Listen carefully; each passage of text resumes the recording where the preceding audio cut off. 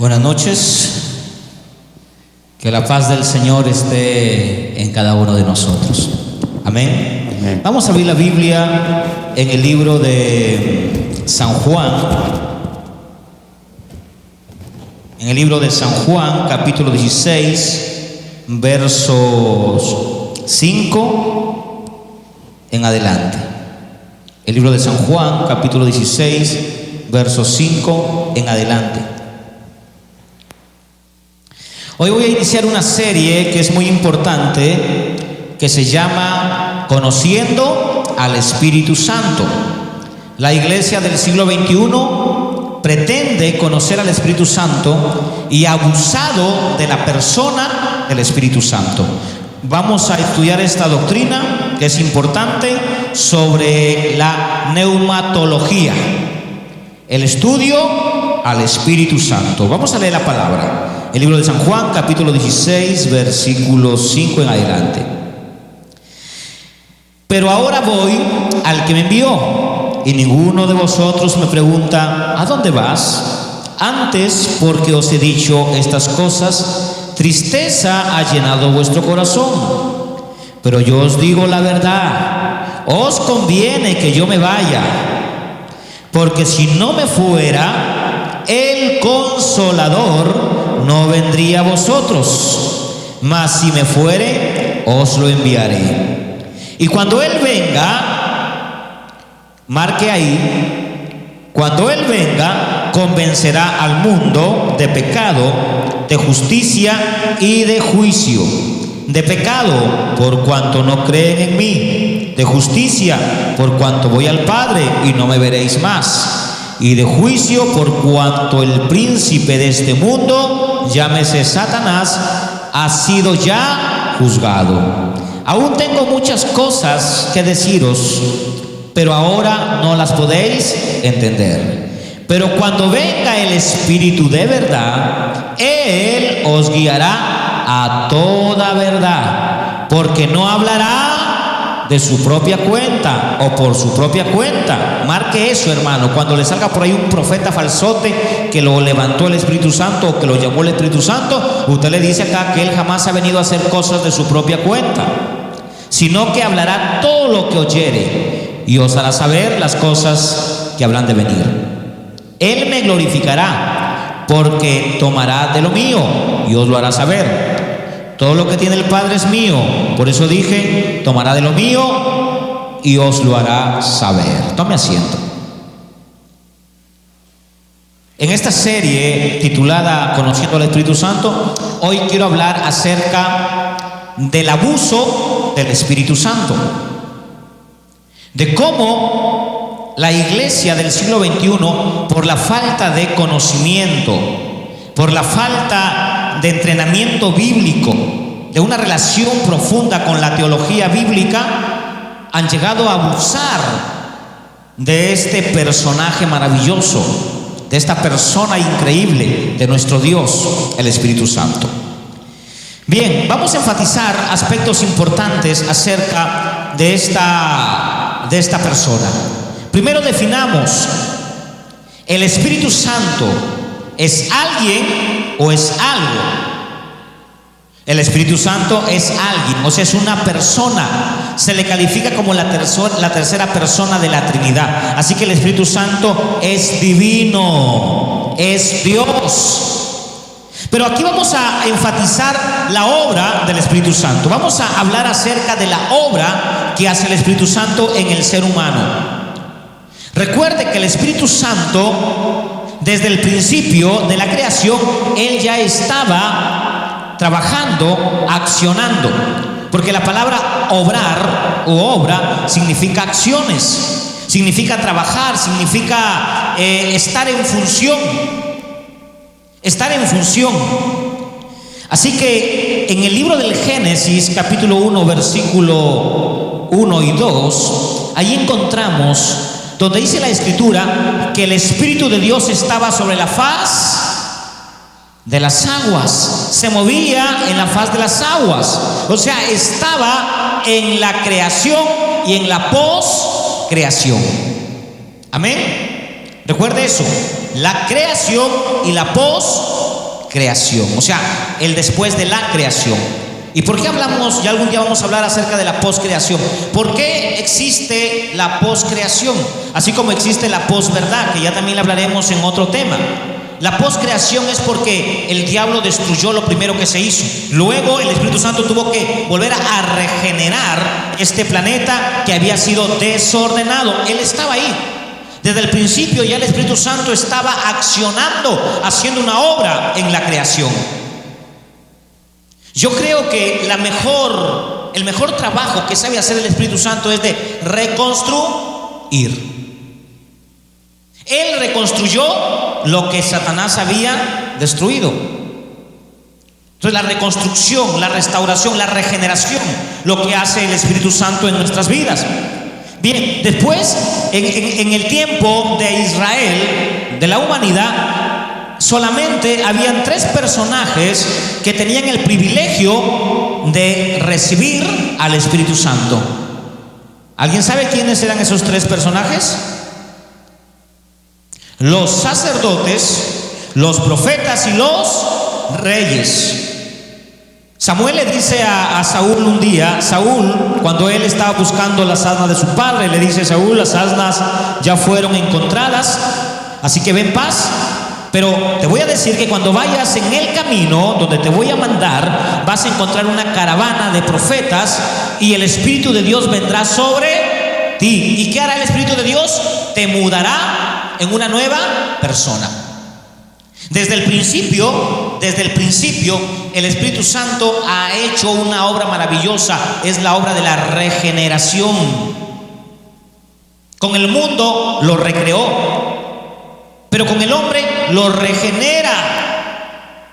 Y Saúl llegó a ser alguien diferente hasta que perdió la presencia del Espíritu Santo, hasta que el Espíritu Santo se fue de él. Bien, luego viene la dispensación de la gracia, la dispensación del tiempo en que vivimos con los apóstoles, con los discípulos y con Jesús.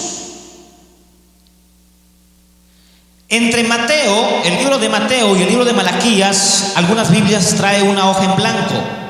Eso simboliza un tiempo donde la voz de Dios ya no se oyó, ya no hubo profeta, ya no hubo palabra de Dios, una escasez tremenda. Le llaman los 400 años del silencio de Dios. Ahí encontramos las historias de Judith, de los macabeos, los iracides, algunos personajes que la historia los cuenta, pero que no son proféticos. Por eso no están incluidos esos libros en nuestra Biblia, porque el libro de los macabeos, que tiene la Biblia de latinoamericana, Judith, Iracides, Sabiduría, etcétera, hay 7 libros adicionales o aumentados, o 7 libros más de los libros que nosotros tenemos. ¿Por qué no se consideraron en el concilio de Nicea y no se pusieron en esta Biblia? Porque esos libros fueron en el tiempo donde no había palabra de Dios, donde había un ausentismo de profetas, un ausentismo de la misma presencia de Dios. Y en ese tiempo se levantaron terrorismo, se levantó el sionismo, los macabeos, etcétera, etcétera. Hubo todo un complot, pero ya no con la fuerza de Dios, sino con la fuerza del hombre. Por eso no los consideramos nosotros. Son libros históricos. Bien, en el tiempo de la gracia, ya el Espíritu Santo ya no estaba. Ya no estaba el Espíritu Santo, hasta que el Espíritu Santo vuelve sobre una sola persona. Solo una persona. Primero hace una obra, la obra del nacimiento, del nuevo nacimiento.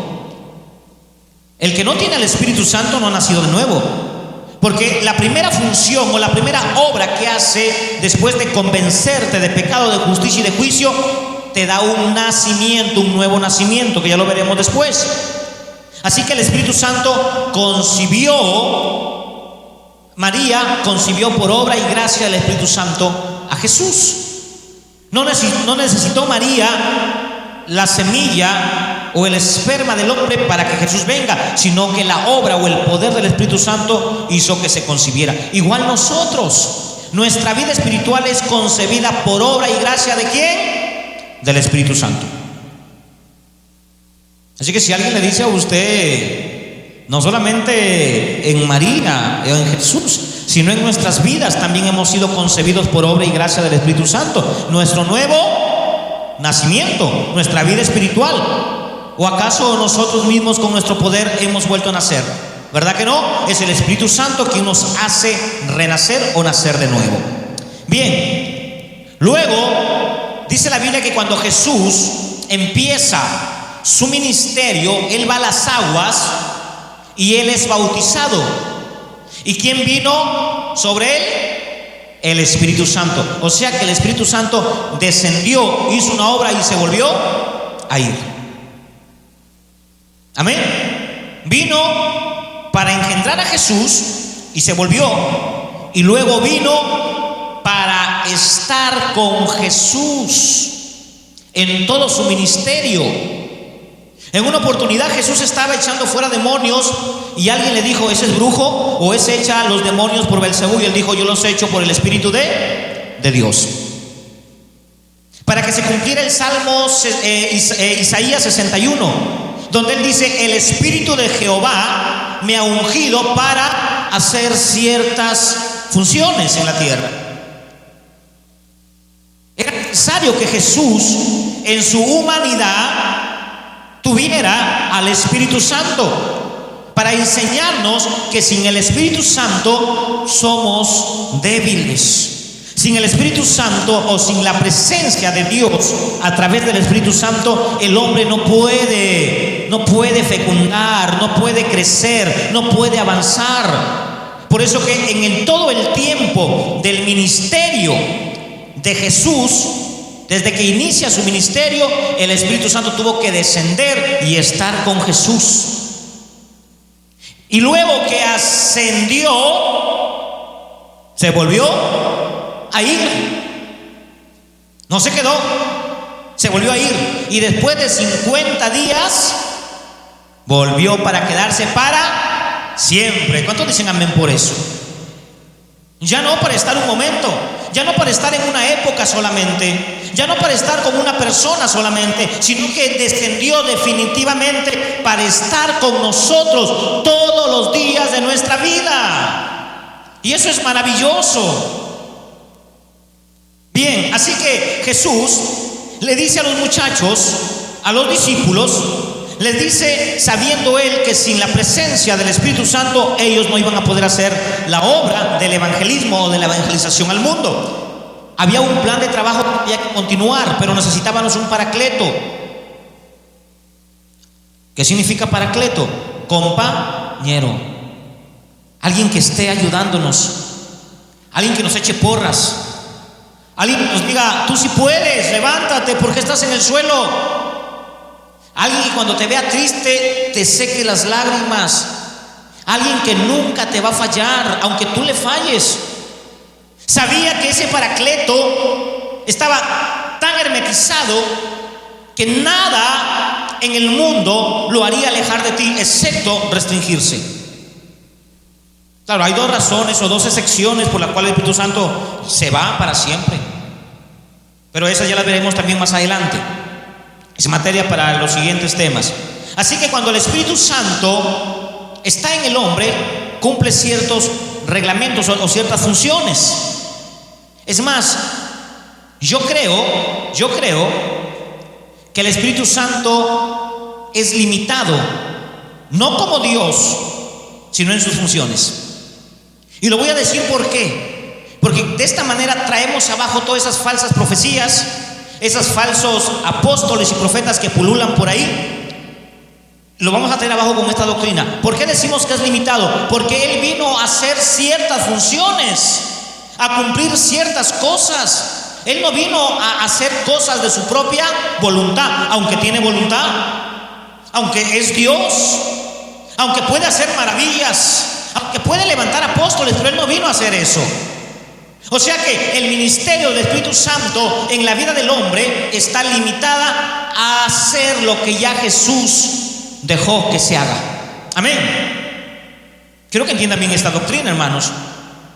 No he dicho que el Espíritu Santo es limitado como Dios, porque Dios es ilimitado. Dios es grande, es todopoderoso, y el Espíritu Santo es Dios. Pero hablo en las funciones. De esa manera ponemos un cerco a nuestro alrededor para cuando venga el espíritu de error y te diga al oído: yo soy el Espíritu Santo y ahora tú vas a ser apóstol. Porque así les habla el espíritu de error a muchas personas. El espíritu de error siempre le ha gustado imitar al Espíritu Santo. Siempre le ha gustado parecerse al Espíritu Santo. Y habla a muchas personas. Pero cuando usted conoce las funciones del Espíritu Santo, usted sabe que el Espíritu Santo no ha venido a hacer, ha venido a cumplir lo que ya está establecido. Nada más. Entonces por eso yo digo que la obra del Espíritu Santo es limitada en la vida cristiana. Va a sonar un poco fuerte cuando oigo esto en el YouTube, en la internet, porque cualquiera que no lo entienda va a decir: está mal el pastor, ¿cómo va a decir que el Espíritu Santo es limitado? No digo que el Espíritu Santo sea limitado, digo que las funciones que Él viene a hacer son limitadas. Bien, Jesús le dice a los discípulos: no se vayan y esperen hasta que sean revestidos del Espíritu Santo. Les dice claramente en el libro de Lucas, capítulo 24, 49. Dice él: he aquí yo enviaré la promesa de mi Padre sobre vosotros, pero quedaos vosotros en la ciudad de Jerusalén hasta que seáis investidos, llenos, hasta que tengáis el poder de lo alto, hasta que seáis llenos del Espíritu Santo. En el libro de los Hechos, en el capítulo 2, habían pasado desde la ascensión hasta cuando desciende el Espíritu Santo, 50 días. Por eso se le llama a esos 50 días el Pentecostal o Pentecostés, porque el Pentecostés, desde la producción de la cosecha hasta la fiesta, habían 50 días. Por lo tanto, Pentecostal significa la fiesta de los 50 costales de trigo y de cebada. Así se le define hasta en la actualidad. La fiesta del Sukkot se le define como la fiesta del Pentecostés. Allí en Israel siguen celebrando esa fiesta. ¿Acaso sigue llegando el Espíritu Santo? Si ya llegó. Recuerden que en las etapas que les he mencionado, Él llegaba y se iba, o estaba sobre ciertas personas que eran pocas. Luego llegó sobre Jesús y se volvió a ir. Pero luego llegó para quedarse. Así que cada vez que en las iglesias actuales, tradicionales, creen que los domingos desciende el Espíritu Santo, hay mucha gente que tiene esa enseñanza falsa. Piensan que los domingos el Espíritu Santo desciende. Es un espíritu dominguero que llega solamente los domingos. Pero yo no entiendo, porque se llega el domingo y seguro que se ve el lunes y otra vez llega el domingo, porque está todos los domingos llegando. Esa es una falsa enseñanza, una falsa creencia. Así que en el día del Pentecostés Dios usó esa fiesta internacional en Israel para que el evangelio se expanda de una manera rápida, y lo logró. Y llegó el Espíritu Santo y hubieron evidencias del Espíritu Santo. Y eso a nosotros nos llena de mucha alegría. Vamos al libro de Joel 2:28. Esta promesa ya está estipulada desde el principio. El Señor dice: y en los postreros tiempos derramaré mi espíritu sobre toda carne. Sobre toda carne. ¿Alguien lo encontró y lo puede leer?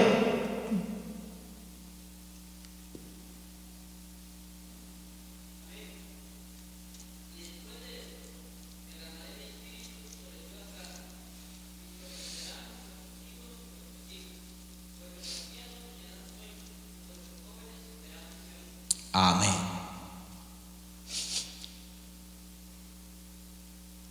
Sobre toda carne.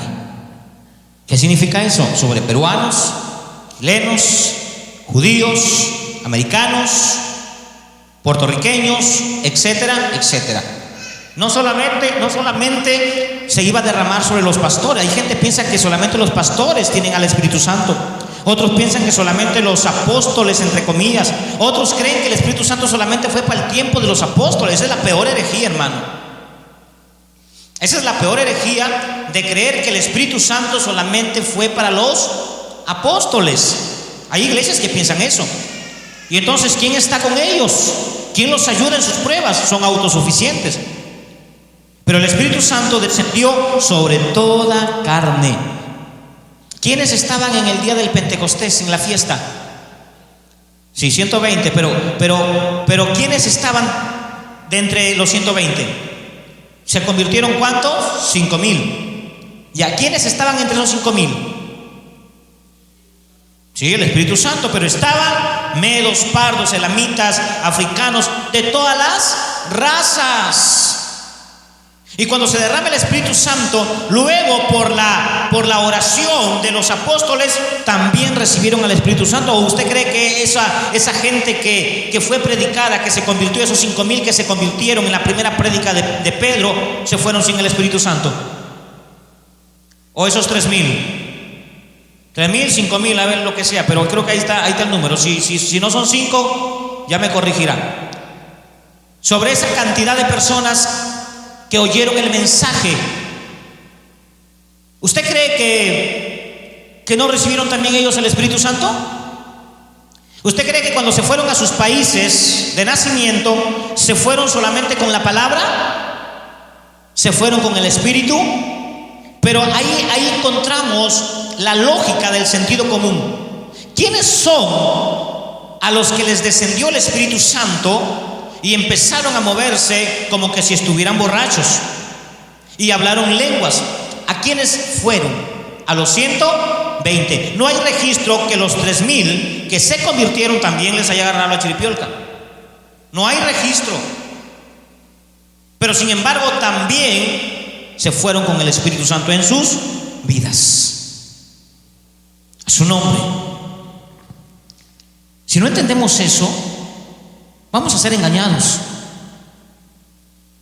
Porque hay sectas evangélicas que ellos creen que todavía, como característica o como manifestación de que ellos tienen al Espíritu Santo, ellos tienen que hacer ciertas manifestaciones extrañas, ciertas cosas extrañas en el culto o en su servicio de adoración, para testificar a otros que tienen al Espíritu Santo. Y eso no lo menciona la Biblia. Más adelante veremos cuáles son las evidencias de las que se manifiestan de que usted y yo tenemos al Espíritu Santo. No es eso.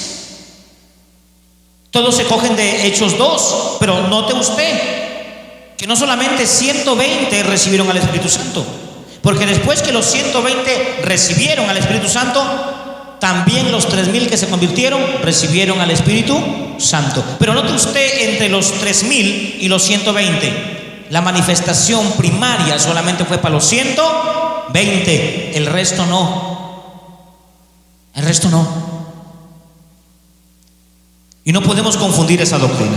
Bien, ¿qué hace el Espíritu Santo en la vida del ser humano cuando llega? ¿Qué es lo que hace? ¿Cuál es el trabajo? Solamente hace 3 cosas en el inconverso. Nosotros hemos sido inconversos y hemos necesitado, para poder cambiar, para poder convencernos de que somos pecadores, al Espíritu Santo. Ahora sí vemos la palabra en el libro de San Juan 16, versículo 7. Pero yo os digo la verdad, os conviene que yo me vaya, porque si no me fuera no vendrá el Paracleto o el Consolador. Y cuando Él venga, ¿qué hará? Convencerá. ¿A quién va a convencer? ¿Al cristiano o al mundano? Al inconverso. Al cristiano lo redarguye, ya no lo tiene por qué convencer. ¿Entiende bien eso? Es como un hermano que me dijo en estos días: pastor, me voy a ir de la iglesia a otra iglesia. Pues vaya, pero dígame por qué. No, es que Dios está en todo lugar. Dios está en todo lugar.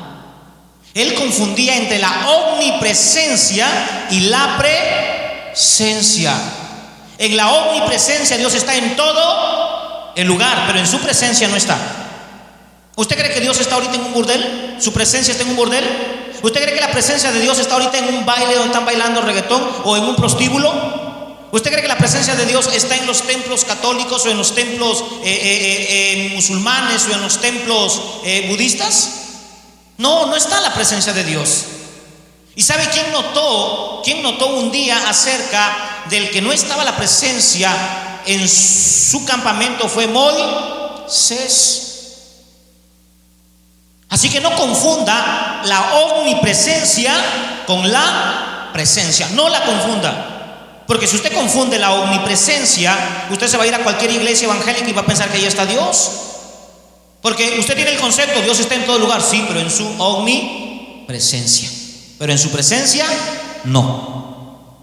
No, y lo digo con seguridad. En la presencia de Dios no está en cualquier lugar. La presencia de Dios no está en cualquier lugar. En una oportunidad Jesús estaba en la playa y estaba conversando con los discípulos, y en ese lugar era un lugar donde se reunían prostitutas, homosexuales, y Jesús dijo: vámonos de aquí, que ahí viene el príncipe de este mundo y él nada tiene conmigo. Donde está el diablo no está Jesús. Donde está la presencia de Satanás no está la presencia de Dios. Y donde está la presencia de Dios no puede estar la presencia de Satanás. Entonces, que esa doctrina de los atributos de Dios quede clara. Una cosa es la presencia y otra cosa es la omnipresencia. Bien, hacía este hincapié para que nos quede claro. Cuando el Espíritu Santo viene a la vida de un inconverso, lo primero que tiene que hacer es convencerlo de que es un pecador. Me hicieron una pregunta, un amigo de Lima que está yendo a una iglesia donde no le enseñan muy bien las cosas, y me dice: pastor, ¿los buenos sí van al cielo? Yo le dije: no, los buenos no van al cielo. Y como que se puso un poco: pero ¿cómo es posible? Claro, los buenos no van al cielo, porque si los buenos fueran al cielo, entonces no habría necesidad del sacrificio de Jesús, porque sería por nuestras propias obras o méritos. Así que ni los buenos ni los malos van al cielo. ¿Quiénes van al cielo? Los que son lavados por la sangre del Cordero, los que han reconocido el sacrificio de la cruz. Amén. Esos van al cielo. A él le habían enseñado lo contrario: pórtate bien para que vayas al cielo. No te portes malcriado, porque si no te vas al infierno. ¿Sabe usted que hay mucha gente buena que está en el infierno? Que nunca mató, nunca robó, fue fiel en su matrimonio, en su familia, y sin embargo tenían una conducta intachable y están en el infierno. ¿Sabe usted que hay mucha gente que fue lo peor de este mundo, lo más vil? Ladrones, asaltantes, homosexuales, prostitutas, que ya murieron y están en el cielo. Es contrario, ¿verdad? Suena un poco contradictorio decir lo que acabo de mencionar. ¿Sabe por qué ese tipo de personas están en el cielo? Porque aceptaron el sacrificio de la cruz. Había un ladrón a la derecha y uno a la izquierda. Los dos merecían el infierno. Eran recontra malos. Pero uno reconoció el sacrificio de aquel hombre que estaba en el medio, que era nuestro Señor, y se fue en el mismo instante al cielo, al paraíso. Amén. Así que los buenos no van al cielo. Bien, entonces el Espíritu Santo comienza a convencer a las personas y nos convence de que somos pecadores y que necesitamos un Salvador. Usted no convenza a la gente, déjala que el Espíritu Santo los convenza. Y sabe una cosa, hay mucha gente que no es convencida en el mismo momento que vienen a la iglesia. Oí el testimonio de un pastor de 20 años con una iglesia enorme, que él después de 20 años, después de oír una prédica de un pastor de sana doctrina, que el Espíritu Santo lo llevó a convencer, este hombre llegó a decirle a su iglesia, después de 20 años, le dijo a su iglesia: hermanos, su pastor se acaba de convertir al Señor. Recién había sido convencido. de pecado, de justicia y de juicio. ¿Sabe usted que hay muchos pastores que salen de una iglesia o que han estado en una iglesia y nunca han sido convencidos por el Espíritu Santo? Simplemente han sido emocionados, les ha gustado la palabra y han sentido una especie de quebranto personal. Han sido conmovidos simplemente porque vieron un milagro, porque vieron algo. Nunca se pusieron a analizar verdaderamente si se habían convertido de verdad. Nunca hicieron un análisis de su vida anterior a la actual. Ellos seguían siendo igual en la calle, en su casa, no habían cambiado para nada. Pero en la iglesia se veía como que había un cambio. Y estos señores que no han sido convertidos hoy son pastores, hoy son predicadores. Se acostumbraron a estar conmovidos solamente por la palabra. Dios quiera que algún día en su transitar cristiano puedan ser convencidos por el Espíritu Santo. El Espíritu Santo está ahí tratando de convencernos.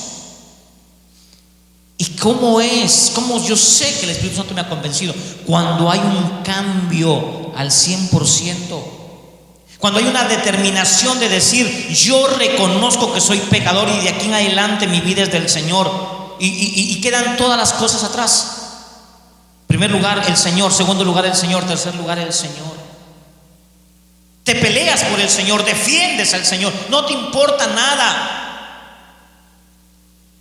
Hay una conversión profunda. La primera obra que hace el Espíritu Santo es convencerte que eres pecador. La segunda obra que hace en el pecador, en el inconverso, es convencerlo de justicia, por cuanto no creían en Él. Un mundano no cree en Jesús, aunque usted me diga que sí. Hay gente que dice: yo sí creo en Jesús. Usted le pregunta a una prostituta: yo creo en Jesús. Usted le pregunta a cualquier persona que anda en borracheras, que anda haciendo pecados, si cree en Jesús, le va a decir que sí cree en Jesús.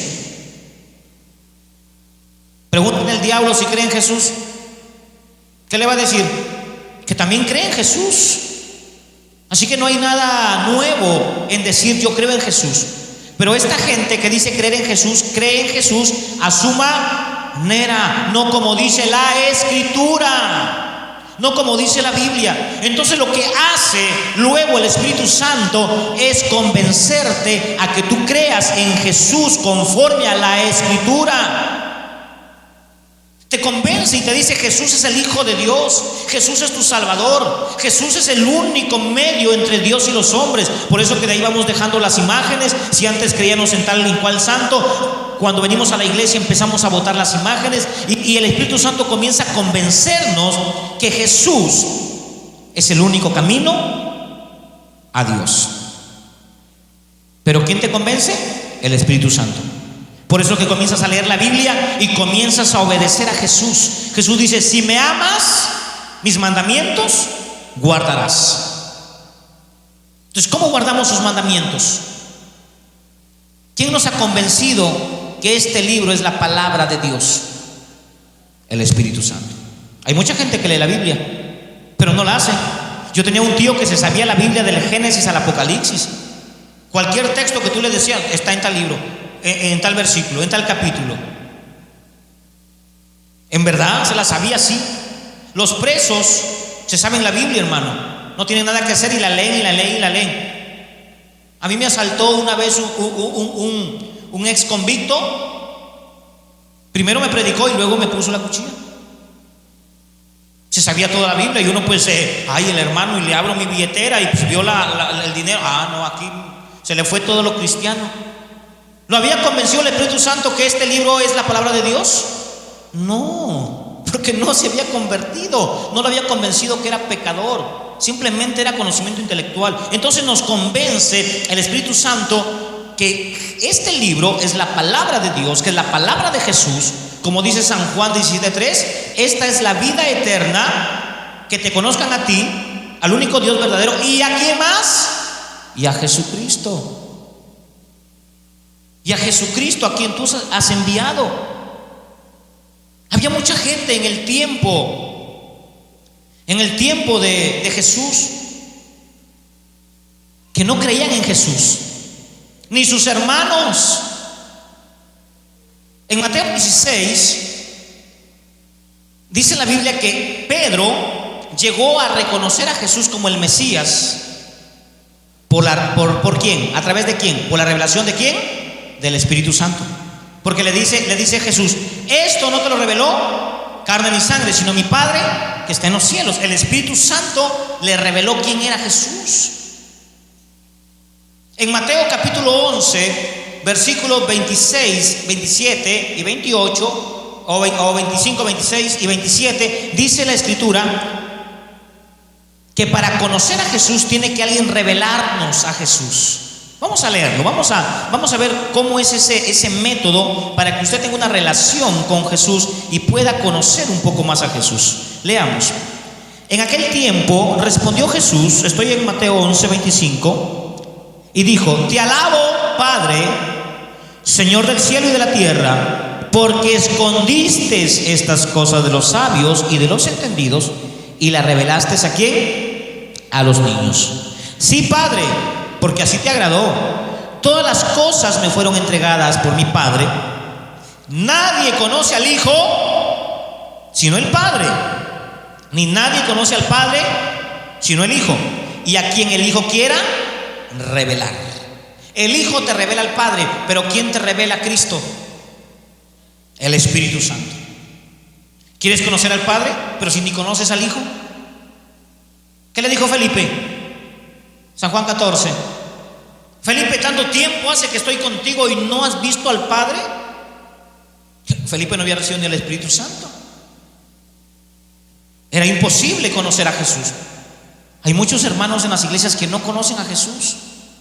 Por eso tienen un evangelio distinto, un evangelio guiado por las emociones, un evangelio guiado por las revelaciones personales, un evangelio guiado por el conocimiento personal. Si ellos conocieran a Cristo, no tuvieran otro evangelio sino el evangelio de Cristo. Así que el Espíritu Santo revela a Cristo y Cristo revela ¿a quién? Al Padre. Es maravilloso. Luego dice la Escritura que el Espíritu Santo nos convence de juicio. De juicio. ¿Juicio a quién? El primer juicio que te convence es el juicio de Satanás. ¿Cuándo fue juzgado Satanás? ¿Cuándo fue juzgado Satanás? ¿Cuándo? El día en que Cristo murió en la cruz. El día en que Cristo murió en la cruz, Satanás fue juzgado. Lo juzgó en la cruz, muriendo por nuestros pecados. Pero no solamente juzgó a Satanás, no solamente juzgó al diablo en la cruz, sino también nos juzgó a nosotros. ¿Sabía usted que también fuimos juzgados en Cristo allí en la cruz? ¿Sabe usted que nosotros ya no vamos a pasar otro juicio? Ya no vamos a pasar ni un juicio. Porque en la cruz, cuando nosotros venimos a Cristo, Él tomó nuestras culpas y las pagó en la cruz. ¿Se le puede hacer a una persona dos juicios por el mismo delito? ¿O se le puede juzgar dos veces por el mismo delito? No se le puede juzgar dos veces por el mismo delito. Y otra cláusula maravillosa: ¿se le puede juzgar a un delincuente que murió? Imagínese usted una balacera y hay un delincuente que ha matado, ha violado y que está buscado por la justicia, pero en la balacera murió el delincuente. ¿Se le puede juzgar? No se le puede juzgar, porque en el momento en que se le da el documento de certificación de deceso, todo lo que él hizo quedó ahí. Ya no se le puede juzgar. Nosotros hemos muerto en Cristo. ¿Se le puede juzgar a un muerto? No. Bien, nos convence de ese juicio, de que Satanás ya fue juzgado. Por eso en Apocalipsis 20, a Satanás, sin una antesala de juicio, un ángel va a venir y lo va a amarrar y lo va a lanzar al lago de fuego, o al abismo, perdón, y lo va a encerrar en el abismo sin previo aviso. Nadie puede meter preso a alguien sin previo aviso, sin una notificación, a no ser que ya estés buscado como reo contumaz y que ya haya salido tu sentencia, tu condena. Entonces sí te agarran y te meten de frente a la cárcel. Lo mismo pasa con el diablo. El diablo ya fue juzgado el día en que Cristo murió en la cruz. Colosenses capítulo 1 versículo 14 o capítulo 2 versículo 14 dice allí que en la cruz exhibió los decretos que nos eran contrarios, y Satanás fue derrotado en la cruz. Satanás ya tiene su destino, en el infierno, y nosotros en el cielo. O sea que se hicieron dos juicios. Ya lo vamos a ver después eso. Dos juicios. A unos lo mandó al infierno con toda la tracalada de ángeles o de demonios, y a los otros los mandó a la presencia de Dios a través del Cordero de Dios. Es una maravilla ver cómo el Espíritu Santo trabaja en nuestra conversión. Es maravilloso ver cómo el Espíritu Santo en la vida del inconverso lo busca para convencerlo, no para bendecirlo. Lo busca para convencerlo que es un pecador, que si se muere sin Cristo se va al infierno. Y si el pecador acepta dejarse convencer por el Espíritu Santo, entonces el Espíritu Santo comienza a trabajar en otro tipo de funciones como cristiano o como un nuevo convertido. Todos hemos pasado ese proceso. Todos creemos que somos pecadores. Todos hemos creído, al ser convencidos por el Espíritu Santo, que Jesús es el Hijo de Dios. Amén.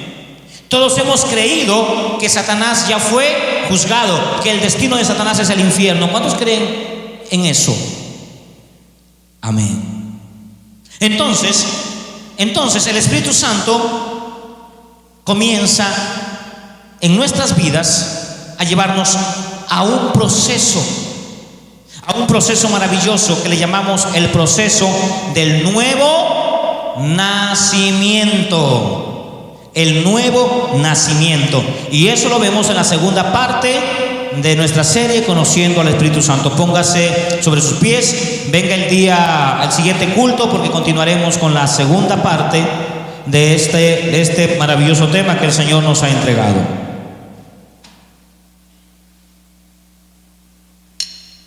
Amado Dios, te damos gracias por tu palabra. Señor, estamos empezando esta serie acerca del Espíritu Santo. Como muchos han abusado del Espíritu Santo. Hoy hemos hablado de la obra del Espíritu Santo. Iremos hablando poco a poco, Señor, de las cosas que el Espíritu Santo hace en nuestras vidas.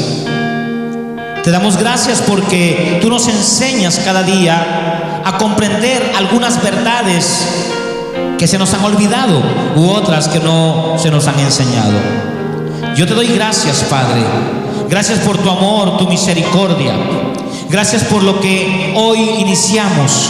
Que sea tu presencia guiándonos y enseñándonos para aprender cada día más acerca de este glorioso personaje, nuestro amado Espíritu Santo.